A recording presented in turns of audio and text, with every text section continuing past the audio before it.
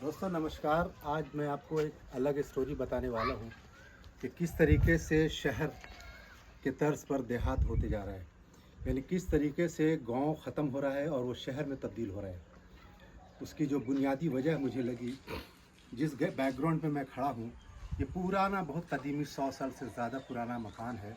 तो आप मेरे पीछे देख सकते हैं, ये आलीशान एक ज़माने में घर हुआ करता था, जो कटते कटते छोटा होता गया है और अभी और छोटा होगा।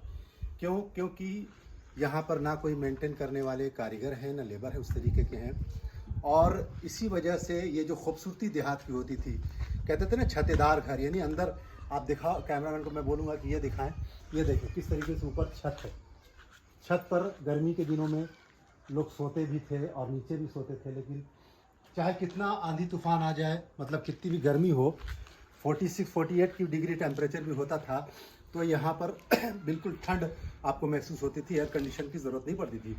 जिस तरीके से मैन पावर ख़त्म हो रहा है इसमें, उसी तरीके से जो टेक्नोलॉजी है वो कहीं ना कहीं हावी हो रही है। जिस तरीके से आप एक दौर में, आज से 20 साल पहले एयर कंडीशन क्या होता था लोगों को नहीं पता था, ख़ास तौर से देहात के लोगों को नहीं मालूम था। जो मेट्रोपॉलिटन सिटी में था वहीं पर बहुत कम मात्रा में एयर कंडीशन का ट्रेंड था। इवन चाहे वो ट्रेन हो, चाहे वो बस हो या कार हो या मकानात हो या ऑफिसेज हो, कहीं पर भी आपको एयर कंडीशन अगर देखने को मिलती तो बहुत हाई सोसाइटी में। अब ये मेरे पीछे देख रहे हैं, ये 100 साल से ऊपर का घर है जो अभी ये ख़त्म हो रहा है। मतलब इसके पीछे एक बड़ा कमरा हुआ करता था जिसमें जानवर बनते थे, रहते थे, वो ख़त्म हुआ। अब आहिस्ता आहिस्ता ये अब रूम ख़त्म हो गया, अब ये दालान तक आ गया है। और मुझे लगता है कि आज नज़दीक ही ऐसा भी वक्त आएगा जो ये ख़त्म हो जाएगा और सिर्फ ये दीवार यहाँ पर पार्टीशन के तौर पर, एक निशानी के तौर पर रह जाएगी। क्योंकि आप देखें, ये भी छत वाला घर था। ये देखें, आप दिखाओ आहिस्ता से, ये देखें ये पूरा ख़त्म हो चुका है। हम लोग बैकग्राउंड में भी दिखाने की कोशिश करेंगे। क्योंकि इसका जो मटेरियल है वो अवेलेबल नहीं है और इसकी वजह से ये ख़त्म हो रहा है। और ये बहुत ही ठंडा रूम हुआ करता था गर्मी के दिनों में, यानी 46-47 के टेम्परेचर में भी ना यहाँ पर पंखा होता था और ना ही एयर कंडीशन होता था। और अगर कभी बहुत कुछ होता था तो हैंड फैन जो होता था सिर्फ वो होता था, और उसमें लोग एंजॉय करते थे और बहुत अच्छे से ठंडे रूम में। तो ये देखें, इसको बॉम्बे में तो हैंड पंप कहते हैं, लेकिन ग्रामीण क्षेत्र में नॉर्थ इंडिया में चापाकल कहते हैं। अब ये भी ख़त्म होते जा रहा है, आहिस्ता आहिस्ता ये भी लुप्त हो रहा है। क्योंकि जल नल योजना के हिसाब से हर घर में पानी का ईजाद हो गया है, जो नल के साथ पानी आता है, जिस तरीके से शहर में होता है। तो अब आप मुझे बताएं, ये देहात कहाँ से बना। अब ये देखें, यहाँ पर ऊपर भी जो छत है, आगे मैं बताऊंगा, जहाँ पर खुली हुई है, ये देखिए किस तरीके से बम्बूज यानी बांस लगे हुए हैं। ये जो छत है, ये प्योर इस लकड़ी और इसके ऊपर जो कोयला यानी कि खपरा था, उससे ये बनी पड़ी थी। और ये देखें, ये पूरी लकड़ी, ये भी लगभग 100-150 साल पुराना, इसको कंडील गांव में बोलते हैं। ये दरवाज़ा भी उसी तरीके से बहुत ही पुराना है।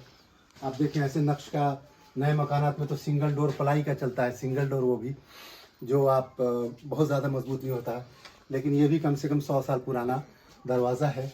और इसकी हालत देखें, अभी भी ये नया है। बहुत लास्टिंग करती थी, बहुत लॉन्ग लाइफ होती थी पहले के दिनों के। चाहे वो आप मकान ले लो या ये खिड़की दरवाज़ा है, ये भी बहुत मजबूत होता था, बहुत अच्छी शीशम की और महंगी लकड़ियों का होता था। अब आप देखें किस तरीके से ये ऊपर का व्यू है, जिसको हम लोग टेक्निकल लैंग्वेज में एरियल शॉट कहते हैं। और ये जो है पूरी तरह से, जो नीचे मैंने कमरा दिखाया, ये ख़त्म होने के कगार पे है। और इसको ख़त्म करके यहाँ से मतलब मिनिमाइज़ किया जा रहा है।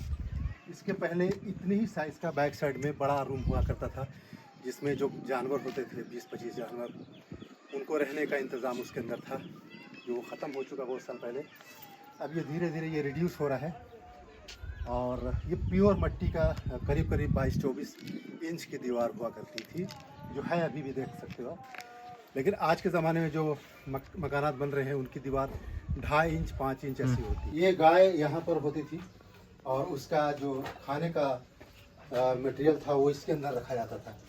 तो ना आज गाय है और ना ये सर्विस है, लेकिन देख सकते हैं किस तरीके से जानवर का भी ख्याल रखते थे। पहले के लोगों को हर चीज़ से इमोशन होता था। जिस तरीके से अपने फैमिली को, परिवार को प्यार करते थे, वैसे एनिमल्स लवर्स एक्चुअली होते थे पहले के लोग।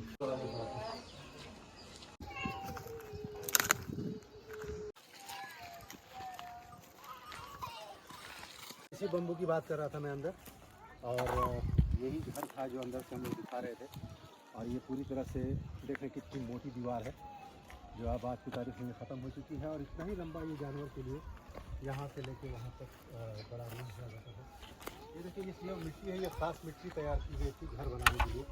इस मिट्टी के अंदर जो होता है ना गुड़, उसका रवा होता है, मतलब रॉ मटेरियल होता है ना लिक्विड, वो इसके अंदर मिक्स हुआ था। इसलिए इतने सालों में भी इस दीवार को कुछ नहीं हुआ और दीवार से ठंडक होती थी। इसलिए पहले के लोग मिट्टी में जो रावा होता था, गुड़ का जो रॉ मटेरियल होता है ना, मतलब जो लिक्विड होता है, वो डालते थे और फिर मकान बनाते थे।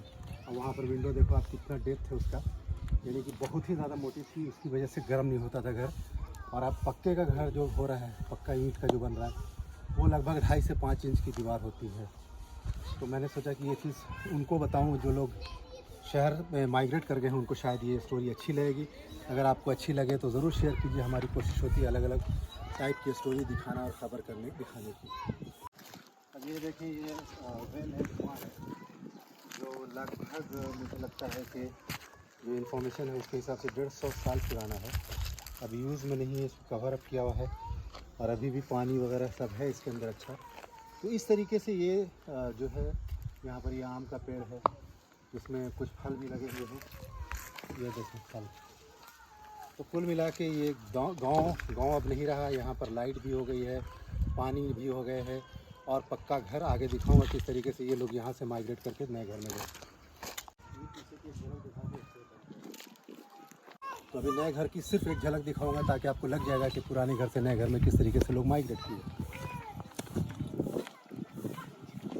तो ये जो मैंने पहले दिखाया पुराने घर का, ये वहाँ से माइग्रेटेड हैं यहाँ, और अब वो घर को बाय बाय कर दिया है। और ये देखें नए घर में किस तरीके से स्ट्रक्चर है।